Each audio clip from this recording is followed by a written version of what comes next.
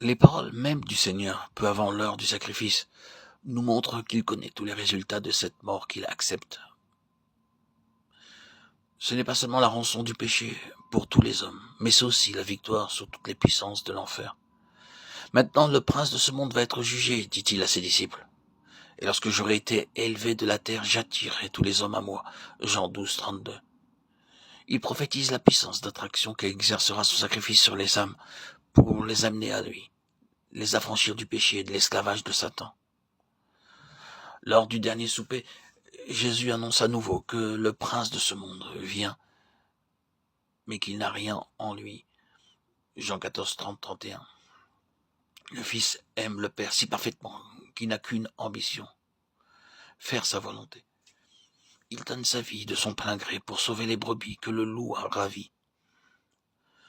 Celui que Satan n'a pu vaincre, celui avec qui il s'est mesuré en vain, celui qui a osé braver sa domination universelle, domination jusque-là incontestée, celui-là doit mourir. Et pour la trahison, pour le livrer à ses enfants, Satan emploie l'un de ses disciples. Il entre dans Judas. C'est à l'heure du souper, au moment où le disciple reçoit le pain des mains du Christ, que le diable met en son cœur l'horrible pensée. Qu'il est solennel de savoir que Satan a besoin d'hommes et de femmes pour mener à bien ses desseins infernaux. Qu'il est solennel et redoutable de penser qu'il cherche l'entrée de nos cœurs par de subtiles tentations ou déguisements, en recouvrant parfois à des voix amies ou à des choses qui ont l'apparence du bien. Et que, d'autre part, le Saint-Esprit sollicite aussi l'entrée de nos cœurs et de nos vies pour nous amener à faire la volonté de Dieu. Au jardin de Gethsémani, après les heures d'agonie, lorsque le Christ fut arrêté, il affirma à nouveau l'existence de cette puissance du mal qu'il était venu vaincre. C'est ici votre heure. Et la puissance des ténèbres, dit-il, à ceux qui mettent la main sur lui. Dès cet instant, il est au pouvoir de l'ennemi, livré aux mains des méchants, qui assouvissent sur lui toute leur haine contre la sainteté parfaite.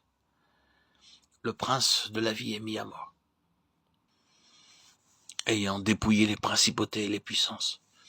Il les a exposés en spectacle en triomphant d'elles sur la croix, Colossiens 2,15. Pour les disciples, quel scandale! Leur maître est crucifié. Pour le monde et Satan, quel triomphe que cette mort du juste sur le bois d'infamie. Et cependant, en cet instant même, sonnait l'arrêt de mort du prince de ce monde. À l'instant même où il exposait le Christ à l'ignominie et le faisait mourir sur la croix, les principautés et les puissances des ténèbres étaient vaincues, exposées en spectacle par celui qui, à leur instigation, venait d'être crucifié.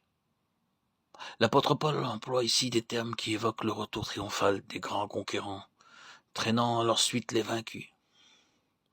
Il use d'une même image dans la deuxième épître aux Corinthiens 2,14, où il nous montre le Christ emmenant avec soi dans son triomphe ceux que son amour a délivrés de la domination de Satan et qui sont devenus les glorieux trophées de sa mort victorieuse. Ici-bas, la foule se moque et hoche la tête, les disciples sont en fuite, les pharisiens sont victorieux. Le prince de la vie est cloué au bois. Au ciel, un cortège triomphal et les légions de Satan mises en déroute. Avec quelle puissance d'expression l'apôtre illumine le paradoxe de la croix. Le bois du gibet est devenu le char du vainqueur.